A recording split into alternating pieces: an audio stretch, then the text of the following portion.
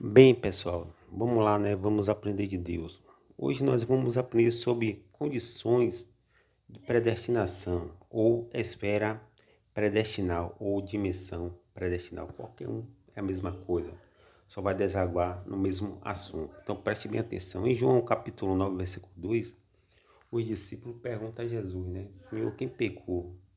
Ele e os seus pais, né? Querendo saber, porque tinha uma tradição judaica em que o pecado dos pais, né, o pecado dos pais caía sobre os filhos, desaguava sobre os filhos, sabe? Então, os judeus, eles eram lógicos, eles eram cirúrgicos acerca dessa situação.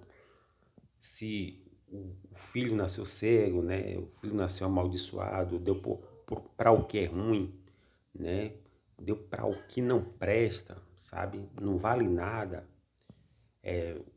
É um mendigo, sabe? É um Zé Ninguém, é um amaldiçoado na terra. Então, esse filho, né? Ele está recebendo a carga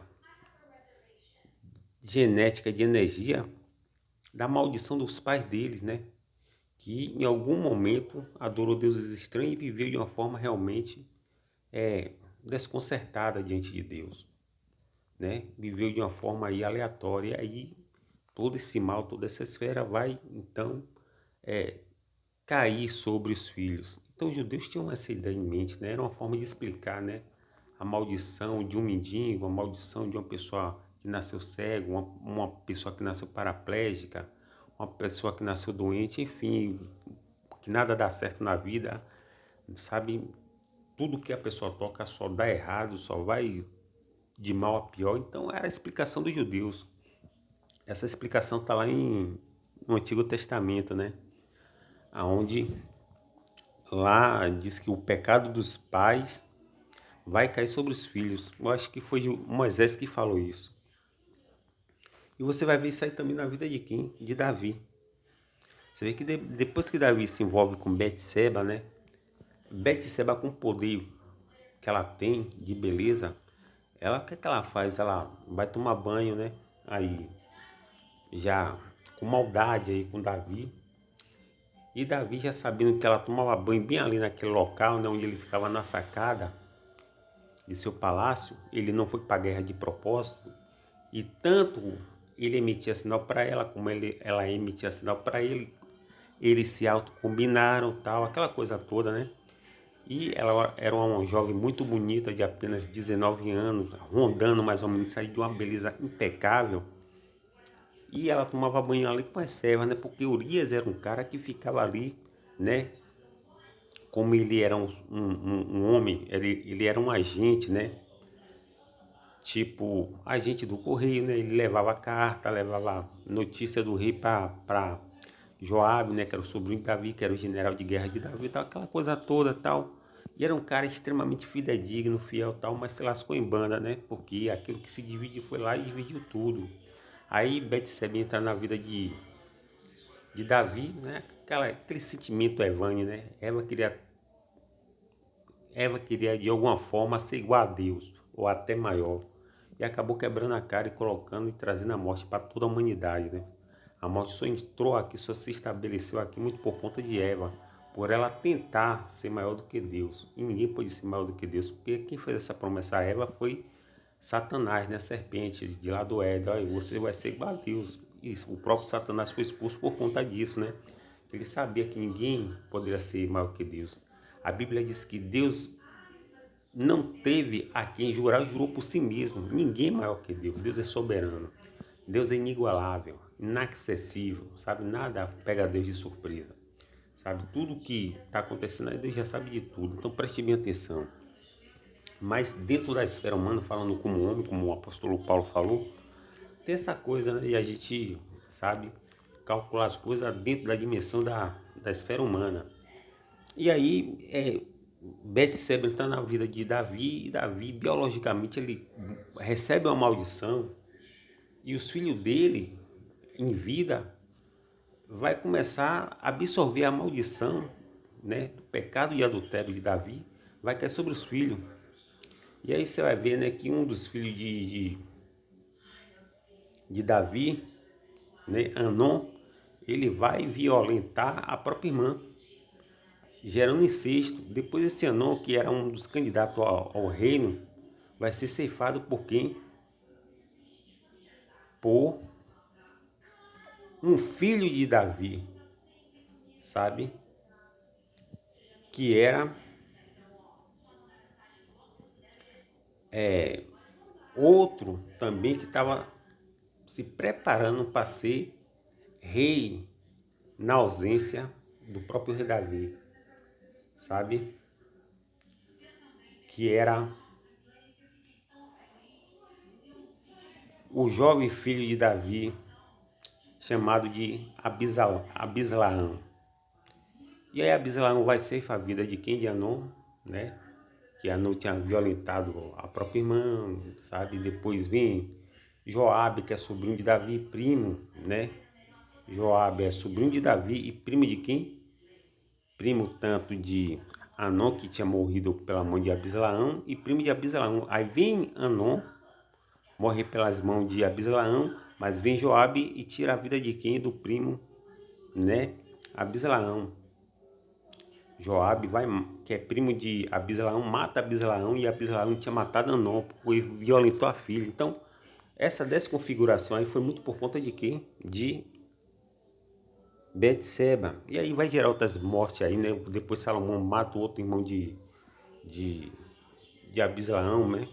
Tinha um irmão aí que era irmão tanto de Salomão quanto de Abislaão. E quem mata esse irmão, ou manda matar, é esse Salomão, né? Que manda matar aí o próprio irmão dele. E uma tragédia na vida de Davi se instala, né? Vários filhos sendo mortos.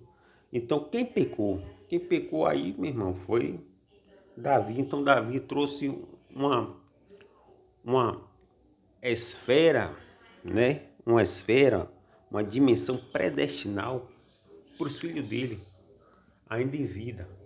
Ele desconfigurou tudo, né? O pecado do adultério desconfigurou tudo, transformou tudo, transtornou tudo na vida de Davi. Então esse aí é o primeiro ínter, né? O pecado biológico destinal, muito por conta do pecado de Davi, né? Que cometeu o adultério com Betseba. E também fez aquela covardia com um dos homens mais fiel dele, né? Ou o homem mais fiel dele, que era Urias. Aí, pulando né, essa situação a nível biológico, onde o pecado predestinou e destinou o fim dos filhos de Davi, por conta do pecado do próprio Davi, que foi o adultério, você vai ver que lá, voltando, retrocedendo 2.000 anos atrás, 50.000 anos atrás, você vai ver lá um anjo trocando a ideia lá com Abraão, né? E dizendo para Abraão que sua descendência seria escravo em terra alheia, né? Olha só, a descendência vai ser escravo em terra alheia, tal, aquela coisa toda, tal. E Abraão, né, ficou meio confuso, porque, pô, eu não tenho nem filho, nem minha mulher pode ter, né? Eu ainda estou jovem, Abraão tinha mais ou menos 40 anos de idade. E o anjo falou, não, você vai ter filho sim, mas ele falou, mas como? Pensou Abraão, se minha mulher, ela é estéril. E aí, para a família dele, a descendência dele, a prole dele ser escravo em terra alheia, ele tinha que primeiro produzir Abraão, né? Mas só que Abraão, ele até produzia, mas Sara era estéril. Não tinha como, sabe? E aí, o anjo partiu para o céu, né? Para as dimensões celestiais, que é um ser de quarta dimensão, né? Que vê todas as coisas. Já assistiu o filme praticamente todo, que isso aqui eu já falei a você, que o anjo já viu o nosso futuro todo. Nós vivemos, né? No passado, porque não é o que falo isso, quem fala isso é quem? É a ciência chamada de física. Diz que nós vivemos no passado, sabe? A gente nunca vai alcançar o presente, tampouco o futuro. Então, um ser da quarta dimensão, que é um anjo, ele já viu todo o nosso filme, ele assistiu tudo no DVD dele lá, né? Na Netflix dele, já assistiu todos os acontecimentos daqui da Terra e como é que vai ganhar desfecho no final. Só ele sabe, a gente não sabe de absolutamente nada. De vez em quando que uma centelhazinha aí de déjà vu, uma fagulha, né, de déjà vu, né, premonição, sabe, precognição, aparece em sonho, visão, aparece em nossas mentes, e aí a gente entende um pouco, né, em um relance, né, de, de frames aí, que a gente tinha que passar pelaquilo ali, né, quando recebemos sonho e visão, e que já nos avisou com antecedência de que eu e você tinha que passar pelaquilo ali. Só que no caso de Abraão não, né? Abraão ele não tinha filho. Mas aí Abraão recebe a promessa, gera Isaac, Isaac gera Jacó, Jacó gera os 12 filhos vai, meu irmão, né? Um deles vai para o Egito, vendido, que é José. Aí depois vai a família toda, né? José se torna o segundo homem mais poderoso do Egito, tal. Deus conduziu toda a história, porque Deus queria assim, Deus é soberano, tal. Aquela coisa toda. E de repente passa-se os anos, né? José morre e surge um novo faraó. Esse faraó que surge é um faraó extremamente mau, muito por conta de que Deus quis assim, que Deus tem o governo da caneta, do controle, né? E da história nas mãos, ele redige e escreve como ele quer.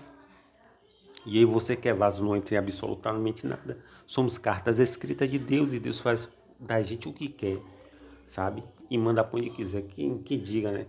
Que nem Jó e nem Jonas teve livre-arbítrio, passou pelo aquilo que Deus quis que eles passassem. E aí o que é que acontece? Acontece, meu amigo, minha amiga, que depois de 2 trilhões de anos, o que o anjo falou a Abraão lá, que Abraão não entendeu nada, veio se cumprir aqui, lá na frente, com 10 mil trilhões de anos depois, 3 milhões de judeus estavam escravizados, né, amassando barro para Faraó, em pleno Egito, cumprindo-se o que o anjo falou. Então isso é o quê? Isso é uma esfera, uma condição, uma dimensão predestinal. Isso chama-se condição predestinal. Mas quem pecou, ninguém aí pecou, meu irmão. Isso foi só uma profecia que tinha que se cumprir. E os personagens têm que aceitar. Nascer escravo. Quem estava nascendo como hebreu naquela época ali, estava nascendo já como escravo no Egito, sabe? Como rótulo de escravo no Egito, como marca de rótulo de escravo no Egito. Não tinha muito o que fazer, sabe? Até que Deus levantou Moshe Rabbeinu, Moisés, nosso mestre, que foi Moisés, e aí tirou o povo, né, 3 milhões, e conduziu até uma certa distância aí e depois quem tomou o bastão da mão de Moisés foi Josué, né? Mas Josué conduziu 3 milhões de judeus tirando do Egito, né? Atravessando ali o mar intransponível, né? Em 2 bandas, tal, aquela mar vermelha que a gente já sabe da história. Aí o que acontece? Isso aí, meu irmão, é sim uma condição, uma esfera, uma dimensão predestinal em que ninguém tem nada, meu irmão, já está tudo predestinado, os assentamentos, os alicerces, as plataformas, a rede espiritual já está forjada, formada, não tem muito o que fazer, a pessoa já vai nascer ali, pobre, escrava. Só que tem gente que não aceita ser escravo, sabe? Você vê que o próprio Jesus, né? Ele, os pobres sempre estariam convosco em algum grau. Parece até que Jesus amaldiçoou os pobres. Mas os pobres sempre vai ter que existir em maioria, meu irmão. Porque ricos são minorias. Esses ricos que ficam na pirâmide. Não pode ser todo mundo rico. O mundo não é igual para todos, sabe? Então, os ricos, ele é o topo da pirâmide. Já, né, desce na pirâmide, que é o símbolo de poder, você vê que, né, o Egito, você pode observar que é uma pirâmide, né? A pirâmide de Gizé, sabe? De Kelfis, entre outras pirâmides que tem lá, eu acho que é umas 4 pirâmides e tal. Se você tiver a oportunidade de viajar para Cairo, no Egito, você vai ver as pirâmides lá. Então, o que é que acontece? Acontece, meu amigo, minha amiga, que a pirâmide é símbolo de poder, um chifre, né? Que tem a ponta, é o símbolo de poder. Você vê que até essa marca, né? Que alguns dizem que é de, sabe? Dizem que o símbolo do dólar, né? É o símbolo aí meio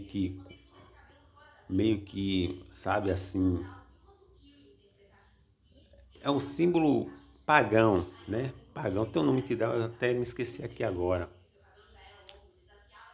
que dizem, né, que tem pastores que fizeram até pacto aí, maçom, pronto. Aí tem aquele símbolo do dólar lá, né, que é o símbolo maçom, dizem, né, aí eu já não sei. Mas o que acontece? Então, nessa ponta da pirâmide, ficam os milionários, os magnatas, os chiques, sabe? Os, os afortunados, né? Já descendo a pirâmide fica a população maior, que é 90% de pobre, em todo o mundo. Não tem como isso ser ao contrário. Todo mundo ser rico e um pouquinho ser pobre. Nunca vai existir isso, sabe? Nunca vai existir isso. Então Jesus falou, né? Jesus disse assim: os pobres sempre estareis convosco. Ele não amaldiçoou os pobres, mas é uma verdade, uma realidade. Os pobres sempre estareis convosco. Tá entendendo?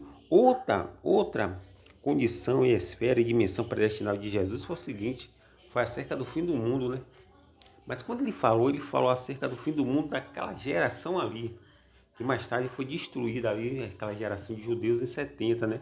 Com a invasão do exército romano, colocando porte, né? Aquelas, aquelas lança pontiaguda ali que cercou, né? Que cintiou todo Israel para que ninguém nem entrasse nem saísse, e eles foram morrendo aos poucos de inanição e de desidratação, sabe? Eles foram morrendo assim, porque uma das táticas mais letal que existia nos tempos bíblicos antigos era o cerco, era na verdade assim, era, sabe, cercar o inimigo, sabe, cintear a cidade, sabe, e não permitir que nada entrasse e nada saísse. Aí quebrava a economia do país e ali acontecia coisas terríveis, né? A ponto de a pessoa até praticar canibalismo, sabe? Aí o que acontece em 70, o imperador Tito, né? Vespasiano, seu filho, sei lá, invadiu lá, destruiu tudo, acabou com tudo. Só que Jesus, a palavra de Jesus, né? Assim como a palavra que o anjo deu a Abraão, né? Você vê que o anjo ele partiu para os céus, para a dimensão espiritual, e Abraão deixou de existir porque partiu para onde? Para a terra. Tu és pó e pó voltará para a terra. Então, nem o anjo estava mais, nem Abraão estava mais. Mas o que foi que ficou? O que ficou foi a palavra, meu irmão, do anjo a Abraão. E essa palavra se estendeu e se cumpriu. A mesma coisa acontece com Jesus. Jesus fala, meu Senhor, rumores de guerra, tal, não sei o que, isso aí é cíclico, isso aí sempre vai acontecer. Mas por que Jesus falou isso tudo, previu isso tudo? Para mostrar a cada um de nós que ele tem esse poder, que ele é o rei, que ele que mandou isso acontecer. Isso tem que acontecer para que se cumpra a palavra dele, sabe? E se cumprindo, vai atingir meio mundo de seres humanos, sabe? Como assim aconteceu na época, né, da escravidão do Egito, onde todos os hebreus que nascessem ali potencialmente iam nascer escravo. Eles não pecaram, eles não fizeram mal nenhum para estar ali, mas de alguma forma. Aí tem gente que vai dar explicação, né? Não, isso é reencarnação, isso é peregrede, caixa de fósforo, pé de porco, é mal contar se cozer a gente come tal. Não, isso aí chama-se condição de esfera de predestinal, sabe? Condição, esfera, dimensão predestinal, ou seja, tem que acontecer, tá entendendo? Então a mesma coisa, quem nasceu cego, esse homem, quem pecou esse homem, que falando acerca do cego, né? Aí em João 9, versículo 2, quem pecou, este é os pais dele, ninguém pecou, ele já foi um caso à parte. Esse cego, ele nasceu cego para a glória de Deus, como muita gente nasceu especificamente para a glória de Deus. Isso é um caso à parte. Mas o caso ali de Abraão foi um caso profético, onde milhões de hebreus já nasceram escravos, meu irmão, e morreram escravos. Era nascendo e morrendo como escravo, nascendo e morrendo como escravo, amassando barro para Faraó e morrendo, e sabendo e conhecendo Deus, sabe? E aí o que acontece? Eles não tinham muito o que fazer, eles nasceram em uma plataforma, né, profecia, sabe, de rede espiritual, de equações espirituais, onde eles não entravam em nada. Eles não tinham poder nenhum, apenas eles foram envolvidos e teve que se cumprir aquilo que o anjo falou a Abraão. O anjo partiu, Abraão desceu para o pó, mas a palavra ficou, prevaleceu e permaneceu. Está entendendo? A Bíblia diz que a palavra ela permanece, ela é viva e eficaz, ela permanece. Você vê que Jesus partiu, está nas dimensões espirituais, mas a palavra cíclica dele, né, sempre vai estar aí em evidência, se cumprindo. Não temos muito o que fazer. E claro, né, vai se cumprir com o quê? Com a humanidade, com rumores de guerra. Então, se você vê essa guerra de agora, né, entre Vladimir Putin e aquele presidente lá da Zelensky, né, da Ucrânia, lá, o Putin invadindo a Ucrânia. Profecias, meu irmão. Matou um bocado de gente, está matando. E o que é que o mundo espiritual tem a ver com isso? Nada. Morte, espiritualmente falando, é libertação. Todos os seres humanos que morrem, ele está sendo liberto da matéria. Isso é a verdade. Sabe? Isso é a verdade. Só que aqui os seres humanos não querem morrer, eles querem ficar aqui, mas só que todo mundo vai morrer para ser liberto. Os espíritos que veio para cá, um dia eles vão voltar para as dimensões espirituais, sabe? Mas cada espírito aqui veio com uma espécie de missão, sabe? Ungido não é aquele que é ungido dentro dessas igrejas de fundo e de quintal, né? Que pastor anda ungindo aí, sabe? Pastor anda ungindo aí, tudo, então, uma verdadeira cascata, sabe? Uma verdadeira bagunça. Ungido é que Deus predestinou para algo. Esse Deus protege. Foi o caso de Davi, sabe? Foi o caso de Jeremias. Você vê que ninguém prevaleceu contra Jeremias. Tentaram, mas não conseguiram. Você vê que o caso de Jonas tentou fugir, mas o destino, a eleição que Deus tinha dado a ele, a predestinação que Deus tinha dado a ele, sabe? A vocação, como ele era eleito, fez com que ele, sabe, voltasse forçosamente e entendesse que ele tinha que ir para Nínive. Jonas, o caso de Jonas, e se cumpriu conforme Deus quis. Deus está no céu e faz tudo aquilo que ele lhe apraz. Nós somos apenas, meu irmão, nós somos apenas, infelizmente, para honra e glória do Senhor Jesus, vasos. Deus é o olheiro. Nós não temos livre-arbítrio. Essa palavra de livre-arbítrio só brilha na mente de idiota, sabe? Então, voltando ao assunto, essas esferas, essas dimensões predestinadas existem. É como se fosse você jogasse uma bomba, né? Você joga uma bomba, bum, uma bomba de 1000, bum. Aí daqui a pouco a bomba já foi, mas fica o quê? Aquela poeira, né? Você vê aquela poeira, qualquer bomba que se explodir, né? Uma granada, até uma ogiva nuclear, qualquer coisa assim, fica aquela poeira que vai assentar com algum grau de tempo. Ela vai ser desmanchada, desmaterializada com algum grau de tempo. Tá entendendo? Então, a bomba já explodiu, já não existe mais, mas existe o que? A fumaça. Vocês estão entendendo? Então, Abraão já não existia mais. O anjo também já não existia mais. Mas a palavra ficou e teve que se cumprir na vida de 3 milhões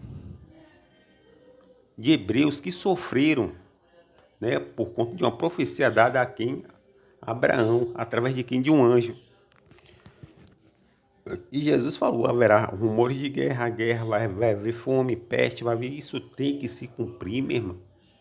Ele, como rei, ele tomou as rédeas das coisas e disse, não, vai sair de minha boca isso aqui, vai se cumprir, vai prevalecer. E, meu irmão, doe em quem doer. Eu sou rei, acabou. Agora, ele vai livrar aqueles que ele escolheu para a missão. Esses são ungidos, sabe? Esses são predestinados. Esses aí. Porque todo mundo se acha ungido em algum grau, né? Um pastorzinho de quintal chega lá, unge com óleo de brinquedo lá, óleo de, né?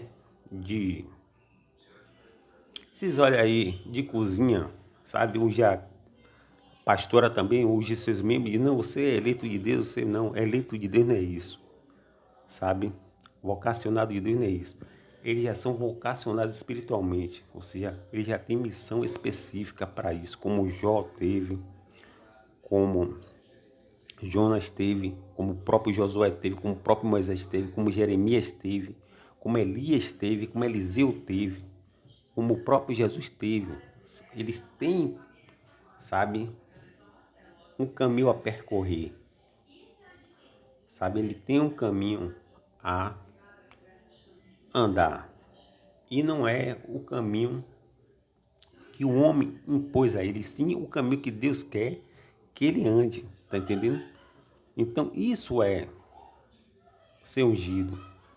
E ungido ele só parte quando Deus quer. Você vê que Davi foi ungido, meu irmão, pequeno, né? Um garoto ainda, mas veio se tornar rei depois de grande já, né? Depois de os seus quase 40 anos de idade, se não foi 40 anos de idade. A demora que teve. Mas Deus, né? Quando Deus ele escolhe a pessoa, né? Essa pessoa eleita, é vocacionada, que não são todos, muitos são chamados, poucos são escolhidos. Esses escolhidos aí, eles têm proteção para que Deus cumpra as suas promessas na vida deles. Tá entendendo? Então, a gente está falando aqui de condição de esfera, né, de dimensão predestinal. Biológica é o que aconteceu com Davi, no caso do cego de Jesus, né, que foi uma coisa para a honra e de glória do Senhor Jesus, e de Abraão. E teve um caso aqui, né, em Josué 6, para a gente fechar, Josué capítulo 6, versículo 26, né, que mais ou menos assim, que diz a Bíblia. Naquele tempo, sabe, conjurou Josué, dizendo: Maldito diante do Senhor o homem que reedificar esta cidade de Jericó. Aí Josué falou isso em um tempo. Depois de 300 de trilhões de anos, né? Muitos anos se passaram. Essa geração de Josué toda já não existia mais. Todos já tinham descido para o pó, inclusive o próprio Josué. Mas a palavra ficou, meu irmão. E como a palavra ficou, como eu falei a você, né? A bomba ela explode, mas deixa o que ali? Ela já não existe mais, mas fica aquela esfera de fumaça. Então a palavra fica. A Bíblia diz bem assim que a palavra vive e fica. Vive e fica. Então a palavra ficou. O que foi que aconteceu? O tempo passou e teve um cara, né? Um homem chamado no reinado de Acabe, sabe? Sobre Israel. Teve um cara chamado de Iuel, né? O Betelita. Ele edificou Jericó e quando ele lançou alicerce, o seu primogênito morreu. Veja o cumprimento dessa profecia. Quando ele lançou o primeiro alicerce que Josué tinha amaldiçoado há dezenas de milhões de anos atrás. Veio se cumprir aqui na frente, meu irmão. Pense aí.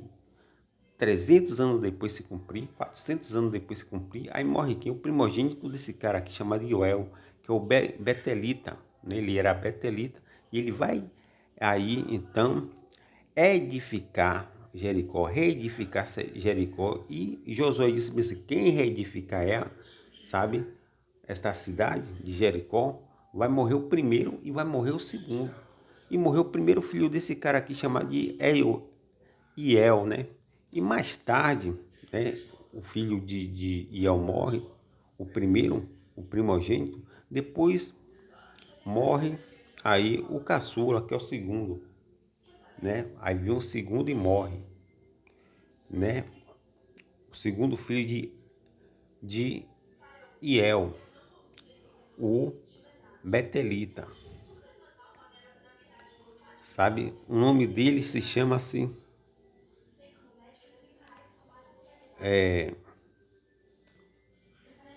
tem um nome, né? Ele tem um nome, o filho de Iuel, que é o Betelita. Então esse Uel ele vai perder dois filhos, o primogênito, né, que é o primeiro mais velho, e o segundo, né? Infelizmente, ele entrou dentro de uma esfera de maldição, né?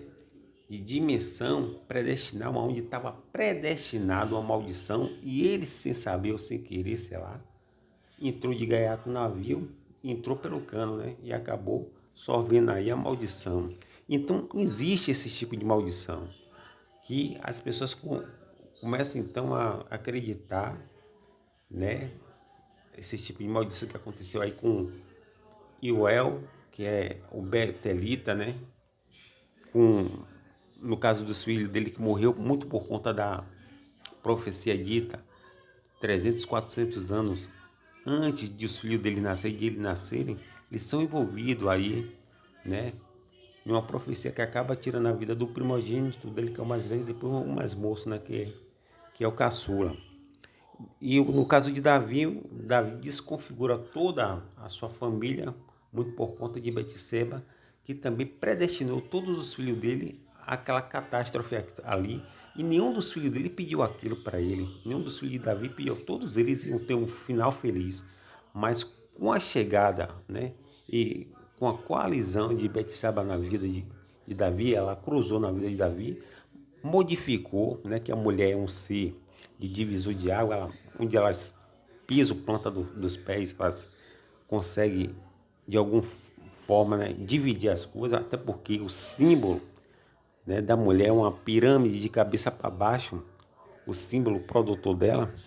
Então, onde a mulher pisa, meu irmão, divide as coisas. Então, preste bem atenção. Davi sorveu isso, predestinou os filhos dele através de quê? De um adultério. E cada filho dele foi ceifado aí.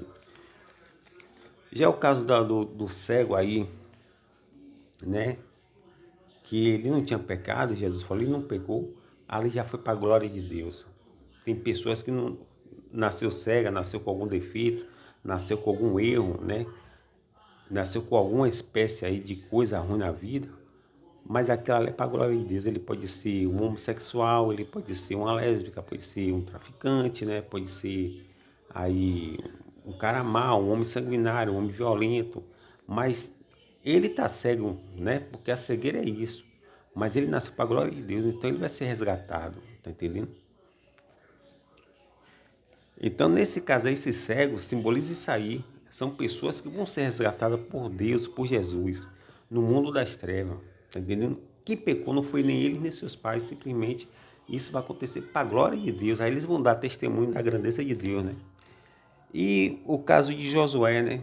Que eu já falei aqui, o caso de Davi, e o caso de Abraão, onde Abraão, né? Ele vai ser avisado por um ser da quarta dimensão, que é um anjo, e mais tarde o que é que vai acontecer? Vai acontecer que realmente 3 milhões de hebreus vão ser escravos, vai amassar barro para Faraó, já vão nascer escravos, muitos deles vão morrer escravos, poucos vão ver a libertação. Quando nascer Moisés, teve todo um período onde Moisés vai nascer, vai crescer, vai se desenvolver na ciência egípcia, vai fugir toda aquela história, todo aquele enredo, todo aquele roteiro, e depois Moisés vai voltar, né, com o apoio de Deus, que é o maior apoio do mundo, e tira os 3 milhões de hebreus dali, né?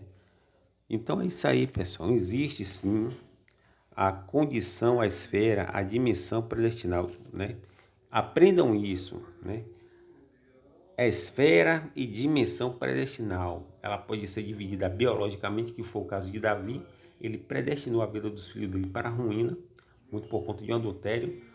Um aviso, no caso de Abraão, né? Aonde Abraão foi avisado por um ser de quarta dimensão, que foi o anjo, e aconteceu conforme, né, o anjo falou. E no caso de Josué, né, que Josué já tinha amaldiçoado lá a cidade de Jericó, quem reedificasse ela ou reconstruísse ela, potencialmente ia morrer o primeiro e o segundo. Aí vem um cara chamado Iuel e ele vai edificar, morre o primeiro e o segundo, depois de 400 anos, porque, como eu falei a vocês, a palavra, meu irmão, ela é viva e eficaz. O que acontece é como uma explosão, ela explode, né? E fica só a poeira. A bomba já explodiu, mas a poeira fica. Essa poeira só vai se abaixar com o tempo. Ou seja, o anjo já tinha partido para as dimensões espirituais. E Abraão já tinha morrido, né, no pó da terra, mas a palavra ficou e se cumpriu na vida de 3 milhões de hebreus. E para a gente terminar, né, teve a questão aí do cego, né, o cego, que ele já nasceu cego para honra e glória do Senhor Jesus. Já falei sobre isso aqui. Que Deus continue nos abençoando.